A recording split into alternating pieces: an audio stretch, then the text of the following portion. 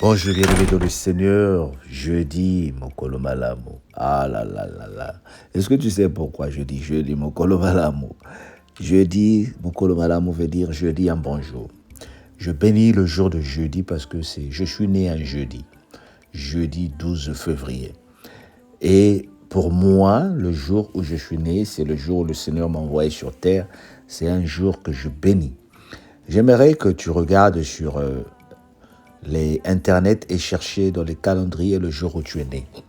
C'est très important, bien-aimé. Moi, je travaille sur la parole. Et c'est ce qui fait de moi ce que je suis aujourd'hui. Le peu que j'ai, la foi que j'ai, la positivité que j'ai, c'est la parole. Je saisis n'importe quelle occasion pour bénir ma vie.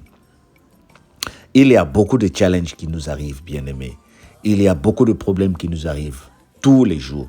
Mais si tu ne prononce pas des choses positives dans ta vie, personne d'autre ne le fera.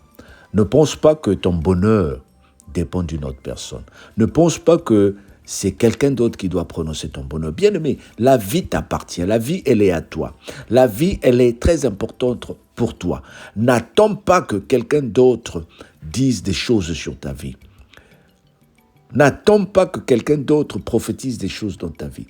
Si quelqu'un vient parler de ta vie, et si c'est dans un sens positif, accepte. Mais si c'est dans un sens négatif, repousse. Voilà pourquoi j'aimerais t'encourager à positiver, bien-aimé. Et ce matin, nous positivons en lisant Ésaïe 19, verset 18 jusqu'au verset 25. En ce temps-là, il y aura 5 villes au pays d'Égypte qui parleront la langue des Cananéens et qui jureront par l'Éternel des armées. L'une d'elles sera appelée ville de la destruction. En ce même temps, il y aura un autel à l'Éternel au milieu du peuple d'Égypte. Et sur la frontière, un monument à l'Éternel. Ce sera pour l'Éternel des armées un signe et un témoignage dans le pays d'Égypte. Ils crieront à l'Éternel à cause des oppresseurs.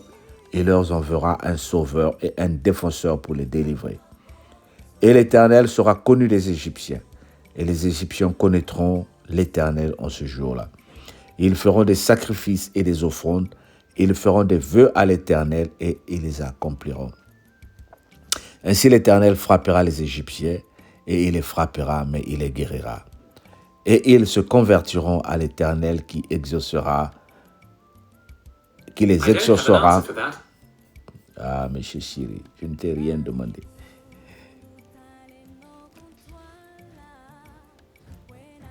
Et en ce même temps, il y aura une autre route d'Égypte en Assyrie.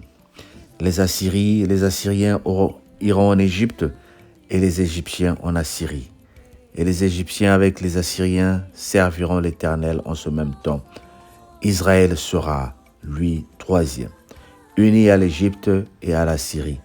Et ces pays seront l'objet d'une bénédiction. L'Éternel des armées les bénira en disant: béni soit l'Égypte, mon peuple, et l'Assyrien, œuvre des mains, et Israël, mon héritage. Vous voyez comme ce message que je viens d'introduire ce matin, le Seigneur dit qu'en Égypte, c'est-à-dire l'Égypte était en train d'être utilisée ici comme les grands ennemis du peuple béni.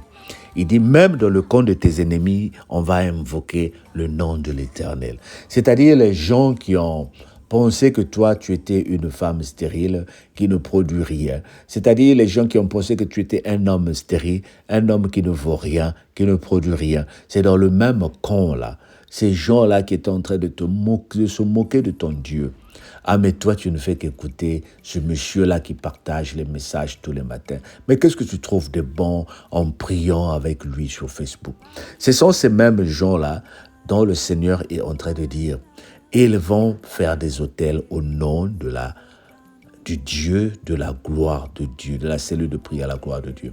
Ceux qui se moquaient de toi vont se dire: mais j'ai vu que, oh la sœur Oscarine, j'ai vu que ta vie a changé. Oh maman Cécile, j'ai vu que ta vie a changé. Papa Serge, j'ai vu que ta vie a changé. Mais qu'est-ce qui se passe? Et tu leur diras: mais je prie le Dieu qu'on appelle le Dieu des témoignages.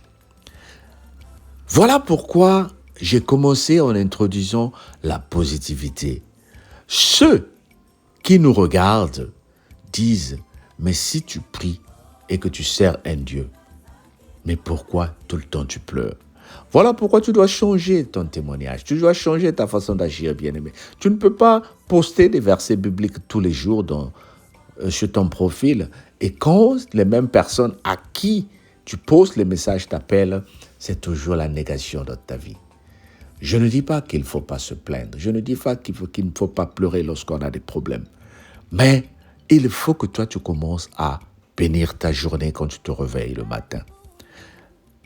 Bénis ta journée quand tu te réveilles le soir. Avant de dormir le soir. Dis merci pour tout ce que tu as fait. Et j'insiste encore sur le point d'aller chercher le jour où tu es né. C'est très important. Le mystère de la vie est sur la parole. Au commencement était la parole. La parole était avec Dieu. La parole s'est faite chair. Jean 1. Tu penses que la Bible parle de la parole pour n'importe quoi? Et dans Proverbe 18 encore, il est dit encore, la vie et la mort sont au pouvoir de la mort, de la langue. La parole, elle est très importante, bien-aimé. Même pour tes enfants, bénis-les. Même s'ils sont dans le faux, bénis-les. Dis tout ce qu'ils sont en train de traverser comme situation, je les brise et je crois que le Seigneur est en train de les sauver au nom de Jésus. L'heure est arrivée où nous devons bénir nos vies, bien-aimés. L'heure est arrivée où tu dois bénir ta vie, bien-aimé. Fais-le avec foi, fais-le avec amour et tu verras le changement dans ta vie. Que le Seigneur te bénisse. Amen. Ben écoute, partage, passe une bonne journée et on se dit à demain vendredi. Au nom de Jésus-Christ, notre Seigneur et Sauveur. Amen.